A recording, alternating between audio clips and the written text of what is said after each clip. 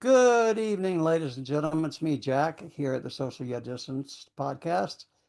And I am here tonight with our good friend Dan Flore. We're going to talk about his new book and lots of other things. So we're glad to have you here, and I'd like to welcome Dan. How you doing, Dan? I'm doing all right, Jack. How you doing? I'm working on it, man. If I was any better, I'd be twins. uh, So what's oh going man. on with you, my friend? How's things with you? Um, well, since the last time I saw you, um, I Yeah, put a let me new put a plug in here before you get too far. Apartmentalized was your last book, and we did a video about that one as well. So let's right. encourage the audience to go and watch that as well because it was a really, I enjoyed that one a lot, and It was hopefully, fun. hopefully we can do as well today. So Yeah. sorry to interrupt. Oh, no problem. I just have been since apartmentalized. I switched over to like short stories, flash fiction, if you want to call it that, poetry, maybe if you want to call it that. You could call it that too. And I in my uh, naivete, I didn't really know what flash fiction was, a proper definition or whatever. So I thought, all right, it must be just you write a short story in a flash. So that's what I wrote, and I kind of like that approach. So after I learned it's just a short story, flash fiction, I'm like, I'm gonna write this in a flash, like a camera flash, Right. and I'm just gonna have the energy and write it down. And it was so much fun, and I really enjoyed the writing of the book that came after Apartmentalized, which is Everything Must Go, and it's through Cajun Mutt Press. Here's what it looks like. It's Very good. James Dennis Casey the fourth did the cover. It's like a fold out cover, kind of like that, if you can see it. Yeah, you got the old school helping you on this book, huh? What's that? So you got the old school helping you with that book, Yeah, he's a good guy. I like him a lot. big time. Both of them. So yeah, it was fun to write. I got it published. I was happy as hell to be working with Cajun Mutt Press because I appreciated the stuff they were putting out for a long time. Yeah. And I was really happy to be working with them. And we put enough together to put out a small chapbook. And that's what I'm here to talk about, among other things, of course. And yeah, it's been fun. It's been fun, but it's been challenging too. Do you find in a transition from one book to the next that you're, and I don't mean necessarily just these two particular books, but even before that, do you think that that transition period is strictly informed by your experience between those two bookmarks of time, or do you think that it's more deep inside you and kind of comes out in a much more explosive fashion? More expo. These books are like bipolar mood swings. Sweet. Yeah, they're. It's like this. I'm in a mood. I'm gonna write apartmentalize and bitch about my apartment complex for a while, and all the shit that goes around down, and then I'm in a different mood. I'm gonna play the. I'm gonna be a little snarky. I'm gonna be a little bit of a brat. Be a little bit of an asshole in these in this, and I'm just gonna have. I had fun writing this book. I had fun not being me and just writing these characters that um it's kind of like there's been some reviews where it says it makes you a little uncomfortable to read, and I like that. I like I try to I wanted to push a little bit on the boundaries there. Does it So generally feel like you're acting as a character when you're actually writing? I internalize a lot, like what I'm going through. Something will happen to me and I'll say, oh, that I could turn that into something really cool. And it Right, won't necessarily, it's not what I actually went through, but it's, you know, uh, a version of the truth, or it's just bullshit that I made up. right, right. I wanted to have fun. I want to have fun in writing, you know, like we were talking before, I want it to be fun, and hopefully that fun gets over to the reader too, you know. Well, I definitely understand and appreciate that sentiment. By the same token, when I think about my own writing, again, I think it just gets back to that word character. Um, Hmm. Everything I write is in essence rooted in my own experience. Whether the telling of that story or the formation of a poem or whatever it might be, the painting or whatever the case might be, if that is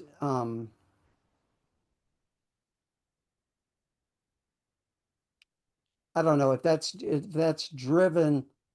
I mean, it could be any or all of the above as represented by that character. So, like, I could be on paper, like William S. Burroughs and Bukowski could speak in the same voice, kind of, because they're gruff old men who, had their issues, you know. Right. So there's a character there, you know. Right. So I could see where in my own writing, taking that tact and not copying those particular people or anything like that, but taking No. the personas and a blending of those personas to create a new character to tell my story would be Yeah. much more beneficial. And Yeah. it doesn't because now the majority of my work, whether it's written from that perspective or not, you ultimately know, oh, this is Jack's tale. This is something that happened to him. This is something he did. This is something he saw. And Hmm. you would be right. you know. Yeah. Yeah. Yeah. So the idea of character, I think, strikes me. Um, Yeah. I mean, I don't. I. This is the kind of book that, like, I. I just. I'm. I kept it away from my family. I don't. I don't want my mom will watch Breaking Bad, and if she can watch Breaking Bad, she can handle my stuff. But I still don't want my family to really read it. So right. I've never even told my family about it. So hopefully they'll never discover this podcast or something. But it's I not don't like, know. My PR goes deep, buddy. yeah, yeah, yeah. But I wanted to write the way I wanted to write. I wanted to write what I wanted to write, and that's what I did. So See, but you could translate that or you could interpret that as like, um, I was writing what somebody else wanted, but I don't hear it that way. I hear it more as I'm developing my voice, and my voice feels much more comfortable in this space than it did yeah, was. Now, that might be for this particular project. The next one, you might be a suicidal maniac. Who knows? right. In persona, or as a character. Uh, Yeah, exactly. you I know, mean, flash fiction about something like that could be a big deal. I'm sure there's lots of people. There's a whole genre about that serial killer stuff. You know, yeah, yeah, yeah. it's not That's it's not necessarily for me to judge. I can pick and choose the voice. yeah. It's a goofy book. It's supposed to be goofy. Like, I had a friend over earlier, and I played him a tape of me reading, or a tape. I played him a recording of me reading one of the pieces from the book, and he was laughing. And he's like, "I'm sorry I laughed." I'm like, "No, you're supposed to laugh. It's supposed to be stupid. It's really supposed to be dumb." Well, Like, it wasn't written for you. It was written for him. If he wants to yeah, I was hoping he'd laugh, laugh. please laugh. Yeah, exactly. Laugh if it's bad. I don't care. Yeah, yeah, Laugh if it's not funny. At least you're listening. yeah. Well, so you say it's somewhat goofy. Let's hear how goofy it really is there, Mr. Dan. All right, all right. I'll read you the one that I played for him, Okay. and maybe it'll be funny. Let me just get my okay. Uh it's called Hardcore.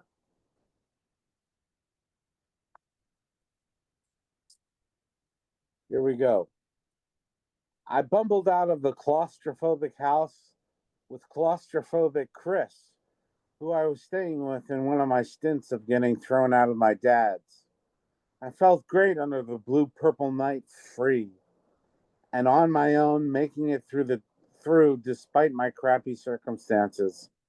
I have an affinity for energy drinks, also known as an addiction, and I'm also always looking for a new, preferably cheap brand. I made it to a dirty gas station that felt right for me because I'm always at dirty gas stations buying energy drinks.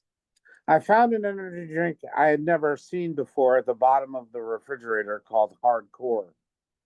I bought it and drank it. It tasted funny, almost like fabric. I looked at the can to see what the hell I was drinking, and here was an energy drink to increase your sex drive. I felt embarrassed to have bought it. Figured, what the hell?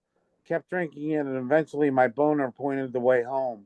When I arrived, I thought to myself, even though I'm heterosexual, Chris sure looks attractive.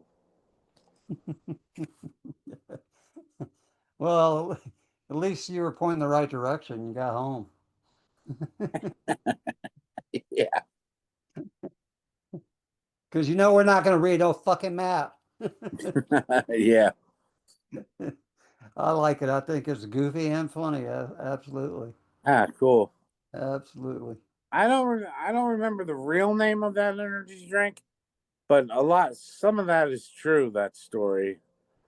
Uh, you know, like I think we could stop with that. We don't need to know which parts are really true. yeah, I won't give that away. I actually think the hardcore was a drink. That kind of rings a bell, actually. Really? But I never drank an energy drink. I just feels like Oh, okay.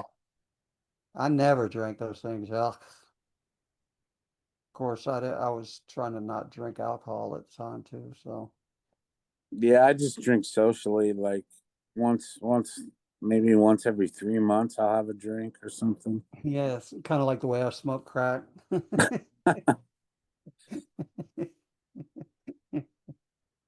All right, so how do we get from apartmentalized to this book? Um, we know there's character. I feel like there's a little more character than apartmentalized, except for the characters in the book. Um, Hmm. what would you say that I mean, obviously I'm obsessed and somewhat intrigued by the journey, like from one voice to the next, and Oops. and how much is that like reflective in how your life was going during that period?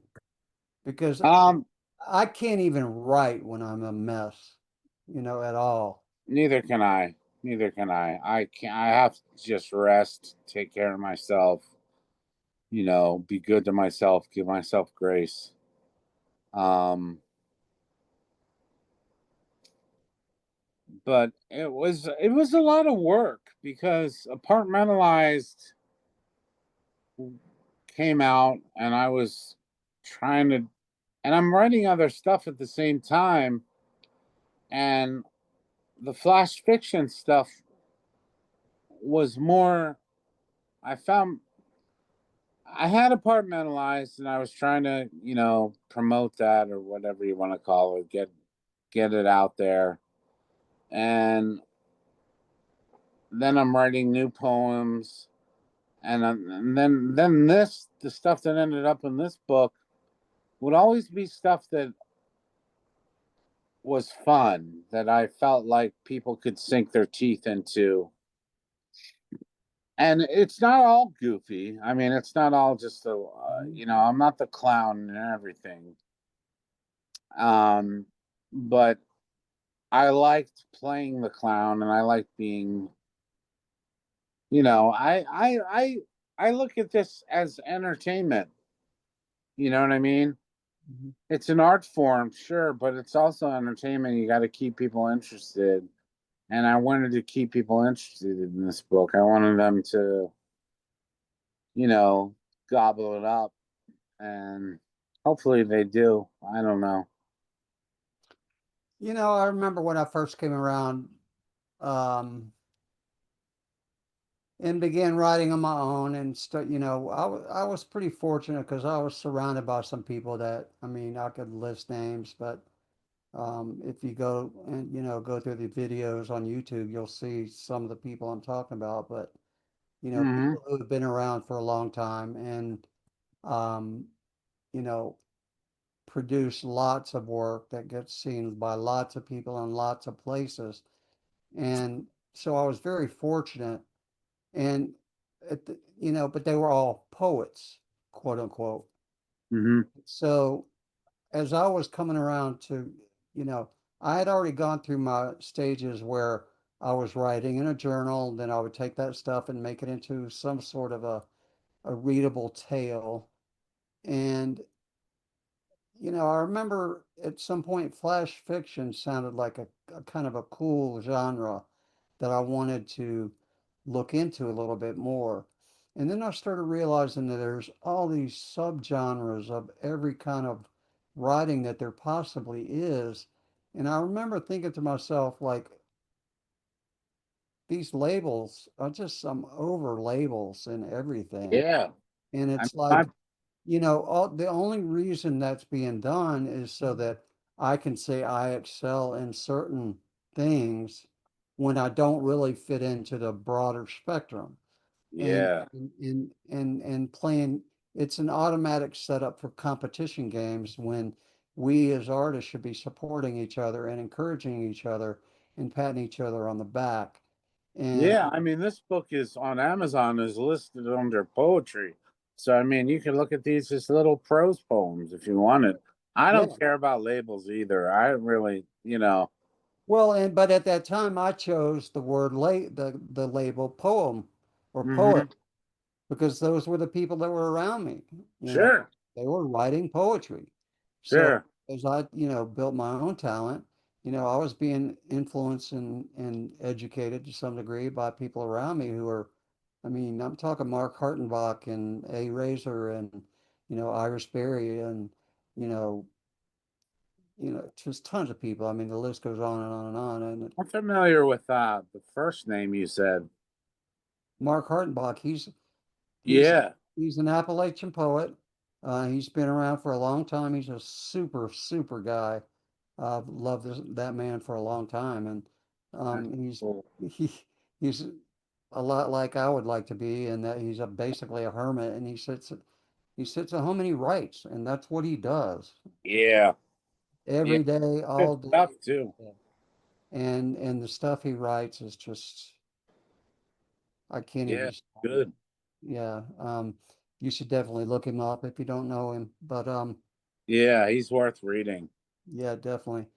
But surrounding those people, I chose that word, that label, poetry, and it's such crap. I mean, in this world that we live in, you can see the damage that labels do, and I've seen it in my life, and I've worked in the field of addiction, and I definitely know what labels, you know, how they can be harmful, and to put it over something that's an art and a craft and a passion for people just feels chintzy, and gross kind of to me.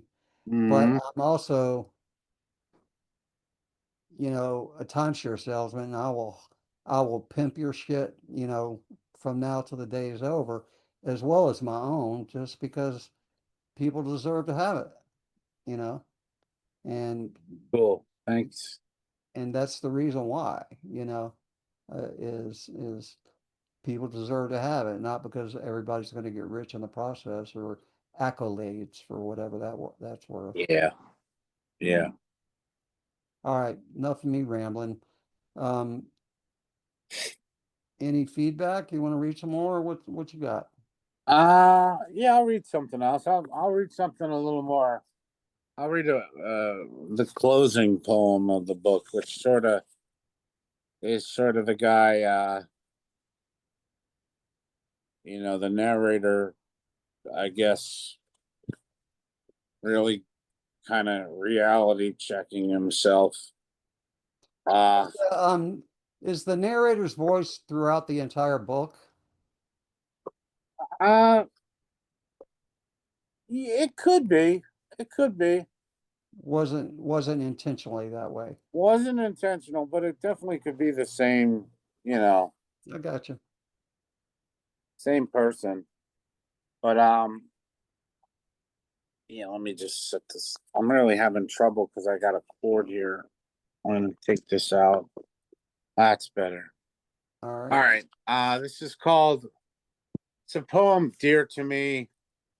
I wrote it over a series of days. It's called "I Can't Call You Paul." I can't call you Paul. I'm on my sick bed, and when I'm not there, I get up and wander the night with my phone and my cigarettes in hand. And I'm wishing they would help. I'm way too sick, Paul. Pray for me. Prayers are little children running to the sky. You come back to me in the dark. Folk guitar, passing cars, the doors ajar. I don't know where you are. I think you're far. I haven't been beautiful for a while. There's grime smudged on the sun. I've been writing little poems without cutting myself wide open. I can't call you Paul. I have nothing to say. I was out on the deck crying. It's last call, Paul. The midnight ride of Paul revered. What am I going to say before I die? I wish I would say something grand as a cathedral. Summer is almost over. Wasn't even here at all, Paul. And they can't even see me. I'm not even there. They don't know my heart's in theirs as it's in yours.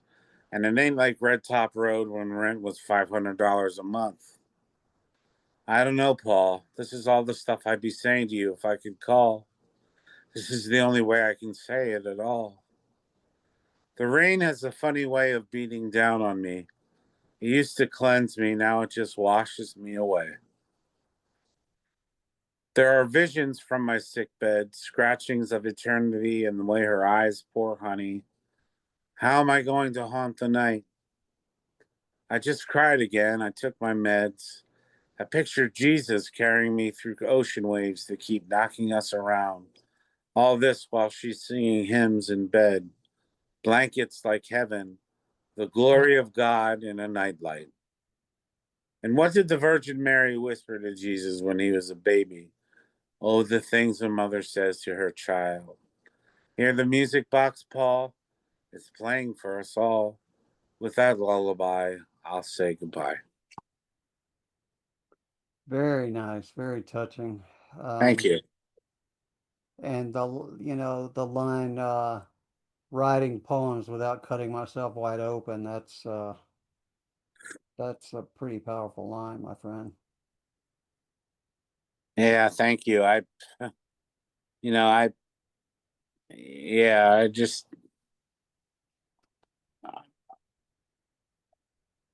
I miss Paul.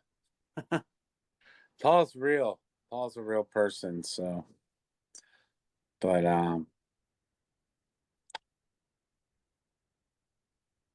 Well, he was worthy of a mighty fine poem, if not much, much more. Thanks. I should share it with them someday. Yeah, well, I think you will. And thanks for sharing it with us. Yeah. Uh, Yeah, sure. I'm sure the audience as well as myself enjoyed that one. Um, Sure. so let's use this as an example without going too deep. Mm-hmm. How does how long does it take to write a poem like Paul, and how long does it take to get to where you can write one like that? Well, like I was saying, that one was a couple days because it really, it, it, it ripped me apart to write it because it was so much a part of what was going on with me at the time. And so I would write a few lines and then I'd be like, I'm tired. I got to pick this up tomorrow.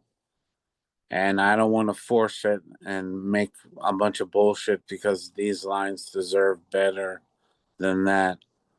Yeah, So the next day, I picked it up again. So I think I wrote it over like 2 or 3 days, maybe just two, but it wasn't like of of flash fiction. right, The right, other one, like a lot of other ones were in here that were fun to write. That one was cathartic to write, right. very Yeah, I healing. could definitely see that. And that's what I was thinking. Yeah. Um, the word that comes to my mind is grieving. That's a grief poem. That Yeah. is Final Goodbye. That is, and it's cool, man, because I got this. I understand, and the mark was made. And this is an honorarium, not some kind of longing necessarily. Hmm. That's the way it sounded and felt to me. My issue is would always be I couldn't possibly come up with the words before that moment was gone. Like that, there's been people who recently have passed away that, a bunch of poets came together and wrote honorary or in memory of or whatever poems to Hmm. people. And as well as I may or may not have known them, I just couldn't do it. I mean, there was just nothing. The words felt inadequate. So Hmm.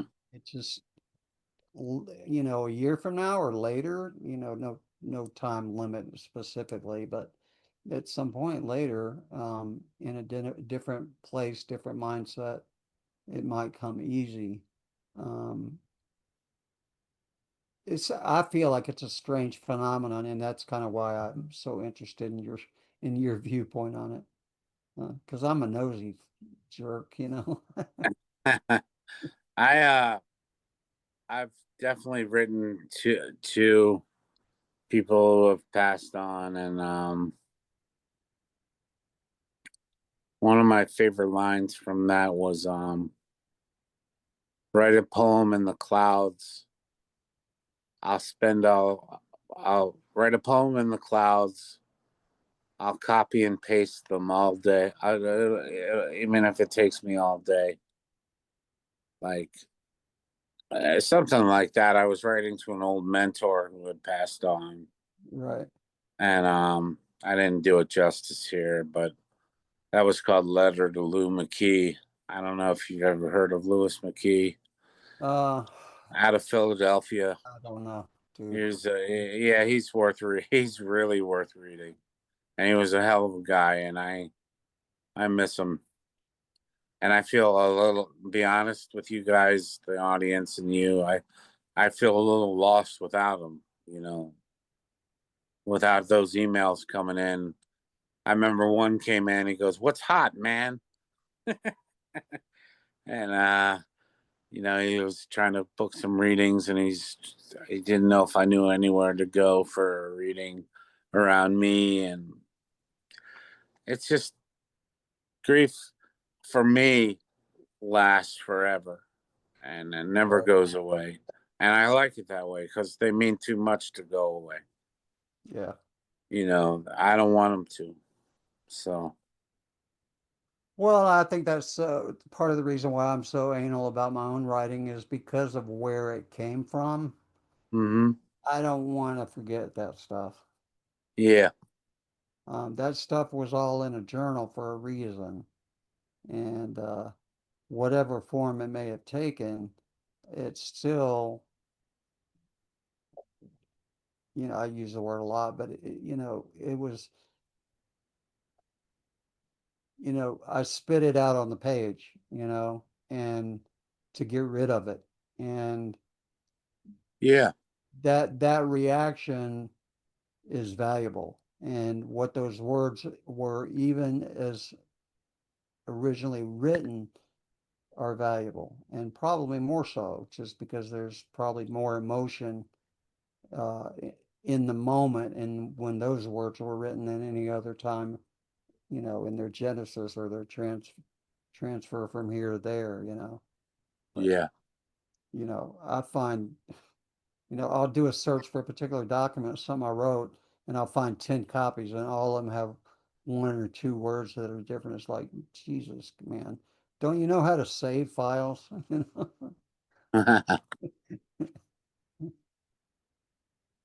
So yeah, I think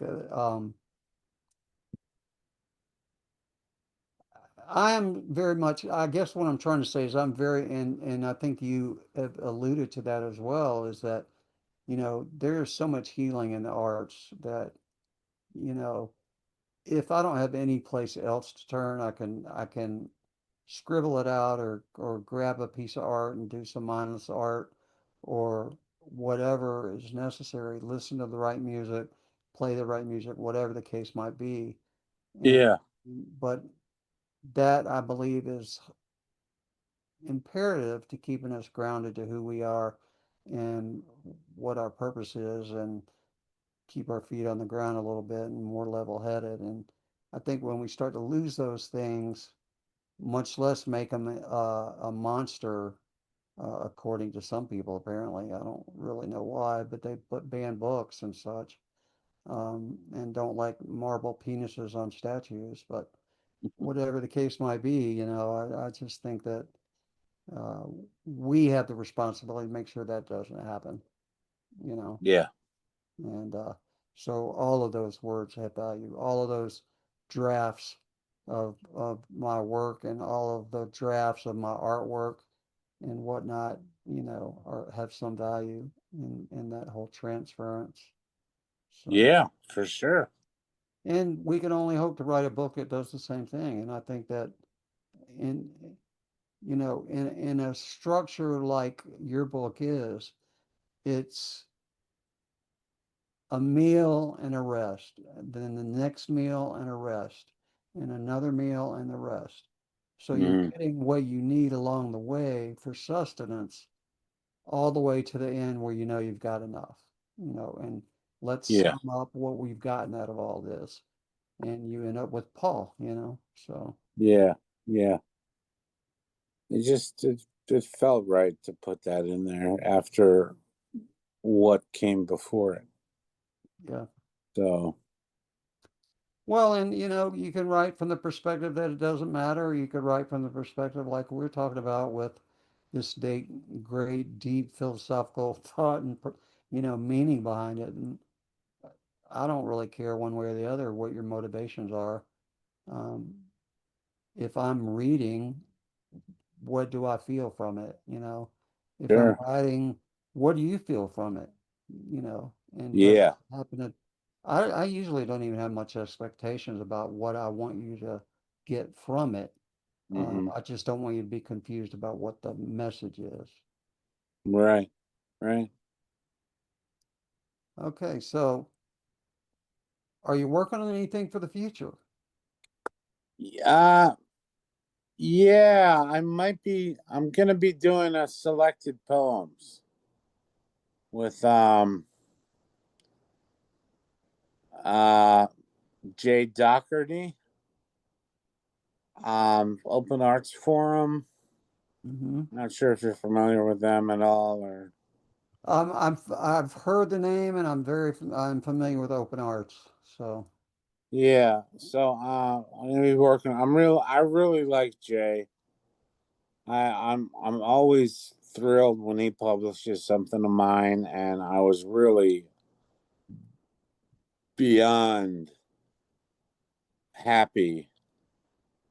I mean, that he wanted to do this, and he reached out to me about doing a chapbook. And then he said, "Why don't we do something more? Would you be into a selected poems?" And then actually today, I just got the official okay from him to do uh, a selected poem. So it's a good time to do a selected poems, I think, because I have so much material that I really need to find, get it organized and out there and have it in a collection and be able to clear the decks and then start writing fresh again, you know. Um I have a submission out with Crying Heart Press, a new press. yeah, I'm familiar with them. Yeah. Cool logo. They have a really cool logo. Yeah, they do. So I'm waiting to hear back from them. A small chapbook of poetry. And I've enjoyed my wife. My wife and I were at a park today. It's called Evansburg Park. And we were sitting at an old picnic table, and she filmed me and reading from Everything Must Go, the one I'm talking here about. Mm. Um, and stuff like that, where she likes to film me. I like to read out loud. Maybe it's time for me to do a reading at a bookstore or something. Yeah, I was thinking about that because I don't recall us ever talking about you reading live anywhere. Uh, Yeah, I used to more, but I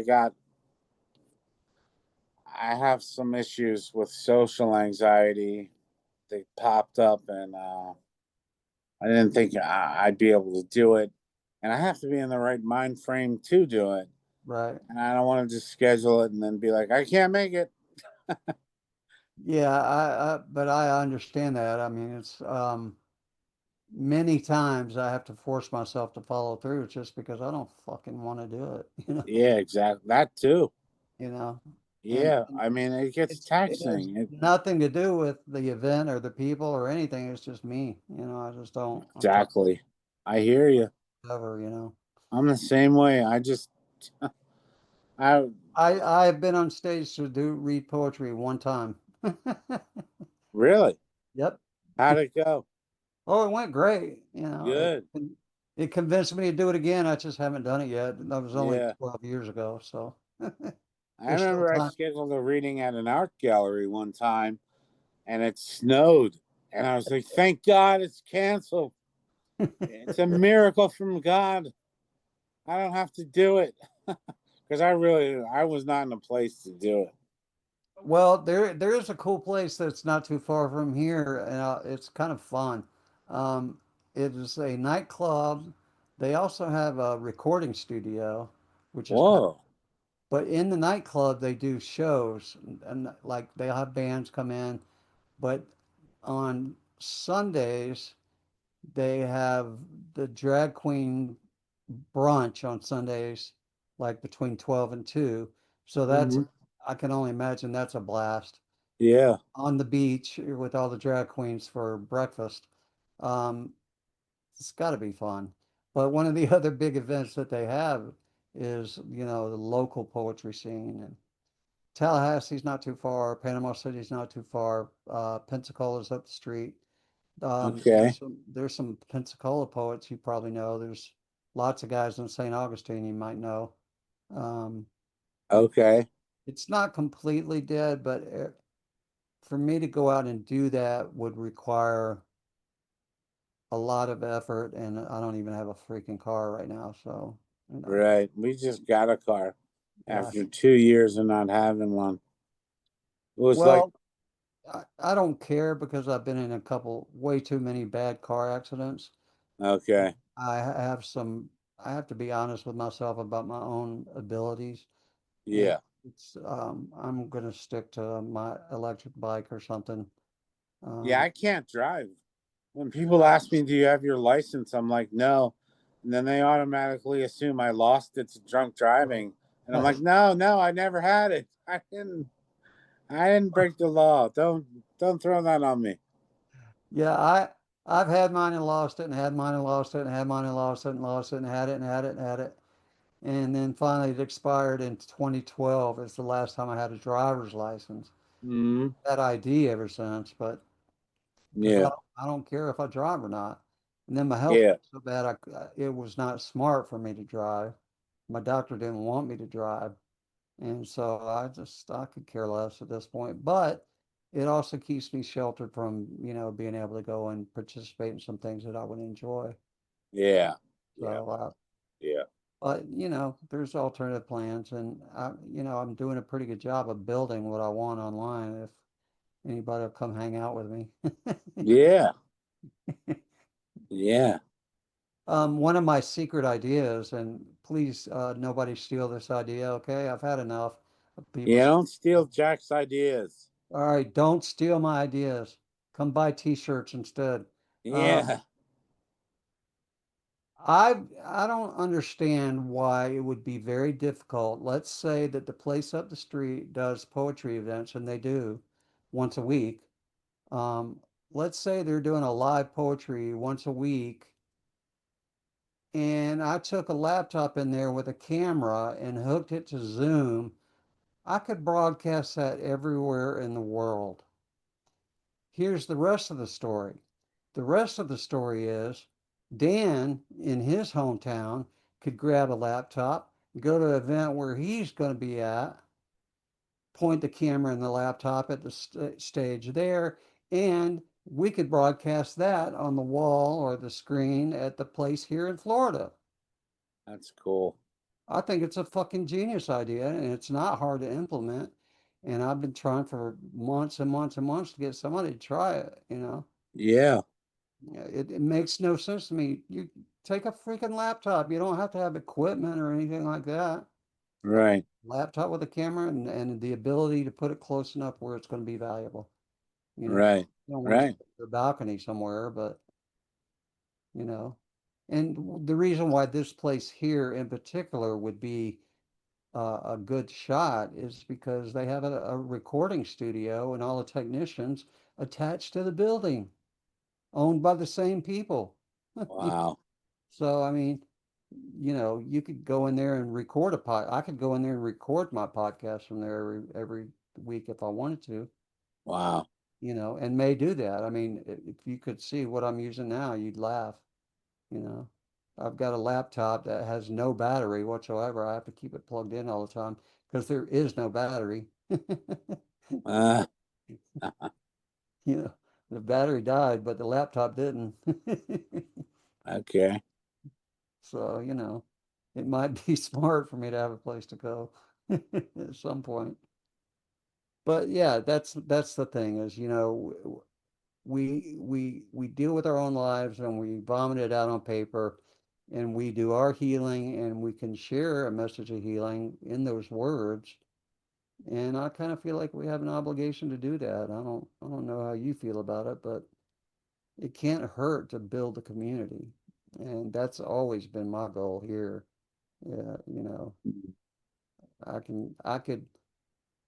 could go to every festival in South Florida, in Florida and Georgia and make a living off t-shirts if that's what I want to do.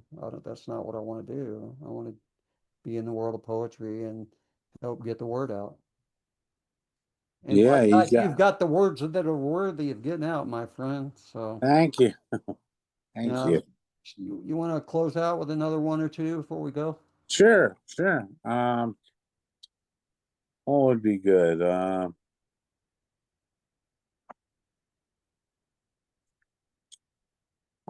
I'll I'll do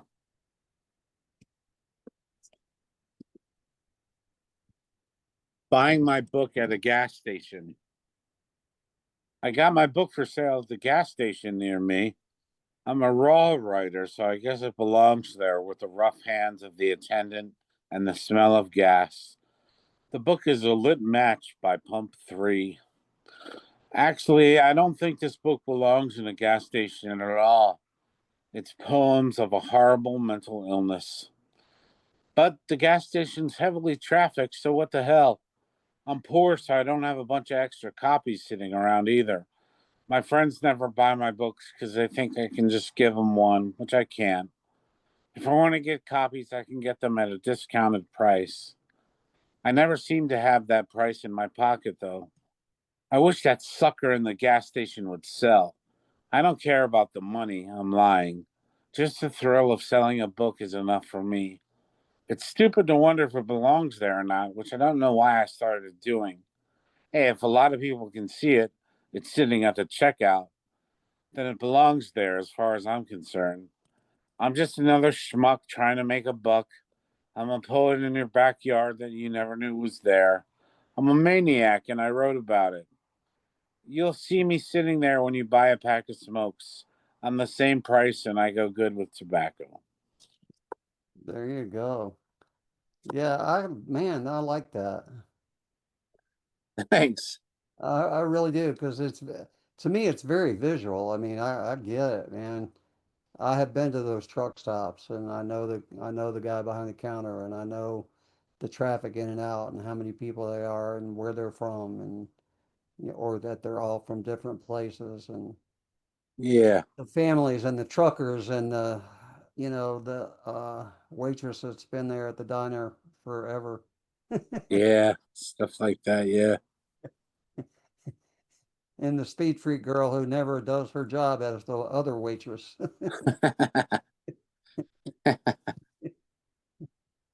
Yeah, I like that one a lot, man. I really like Thanks. what goes along with that. Definitely. You, I mean, I like to think I'm somewhat special. So, I mean, being raised in the South, that has a special appeal. I don't know how the truck stops are in the rest of the country, but it's definitely one in Georgia or South Carolina or Tennessee or something. Yeah. Yeah. Yeah. That one was fun to write. It kind of got a lot off my chest and just, you know, Well, just so you know, next time, go ahead and buy the book and then only give him the amount of money minus your commission. yeah. If it's been sitting on the counter, you could get a discount probably. Yeah. Yeah. Can I close things out with a more uh what's the word I'm looking for? More of a heavier mood. Yeah, man, I want you to close with whatever you want to close with, and Yeah, I think this would be a nice one I to close want with. I want the audience to get it. So give us your best there, Dano. Yeah, this one would be. I think would be nice to close the our little talk out with. It's called a church service for one. I would like to go to church and pray on my knees in an empty sanctuary. Then I would get up and sing along with The First Time Ever I Saw Your Face by Roberta Flack on my phone as the worship service. I would light a cigarette in there as my incense, then I would preach a sermon about how I should give up smoking. I would say something to God like, I miss you, and look at the stained glass that looks like it is made of blood, and think about all the prayers uttered in this building and what they all might have meant to the Lord. I would hawk up all of my phlegm in a gold offering plate and leave a couple of bucks in another. Snoozing in the pew with my cat, I would adjust my blanket so that I was completely covered and count lost sheep being found by their shepherd. I would not be afraid of being profane in this holy sanctuary. God knows how bad it's been, and I'm here to flush out the toxins. I would take communion with a bun from my Whopper and a Coke, baptize my forehead with the sweat on my Burger King cup, and would cross myself as I exited and breathe a breath a little easier than when I came in. Man, I love that poem. Did you posted that recently, didn't you, somewhere? Yeah, yeah, I did. Seems like I read it, and there's experiences in my life that go extremely parallel to what you're describing in that one. And I remember thinking that, and it starts with Roberta Flack. Um, Huh. my mom was played that album over and over, and generally it was when she was pissed off at my dad. And then Oh my wow. dad, he had certain views about church, and to save a long drawn out story of my own personal trauma, um, we'll avoid that story. But bottom line is that what you're describing there is exactly a very similar description of exactly what my situation was. And the word I would use that I feel the most from you reading that is just bold hypocrisy, and how easy it really is to see. Um, Mhm. and the signs of it are all around and can be um, it, heightened or calmed at will based on effort and the environment. Like it's I hard hear you. it's hard to be pissed off when Roberta Flack's around, you know. Yeah, yeah, Um, yeah. and I know that from my experience because my mom would play that exact song when she was pissed off at my dad. Oh wow. You know, she would go and listen to that album, and Bridge Over Troubled Water was the other one. But I Hmm. knew as a kid, if those were playing, that things were not right with mommy and daddy, Right, right. It was a deep connection there. But then the rest of the poem also describes a lot about um, religion in my household growing up. Hmm. I mean, to make it simple, my dad was going to Duke University to be a Methodist minister, went to Myrtle Beach, got a DUI, and they kicked him out of school. So he decided to be an attorney, criminal attorney, big time Wow. criminal attorney, which is about the furthest thing from being a preacher you could be, Yeah. you know. So there was a lots of weird church stuff in my life, and so yeah, that poem rung a bell when I read it, and then to say it um, is even more impactful. I really, really like that piece. Thank you, Yeah, I don't Jack. think you could have picked a better one to close with, my friend. That'll sell Thanks. some books, damn it. Yeah, it better. Well, I do appreciate you being here, and I want you to hang tight. We'll say goodbye offline. And ladies and gentlemen, I do appreciate you coming, and I'm sure that Dan does as well. You will Yes, find I do. links directly to his book and other items of interest in the description of this video. And we hope that you'll be back next time where we'll be doing interviews with other exceptional poets and telling great stories and reading good poems and having a good time, avoiding the eventual explosion of the world that we have always known and loved. Thanks for coming and be well. Peace.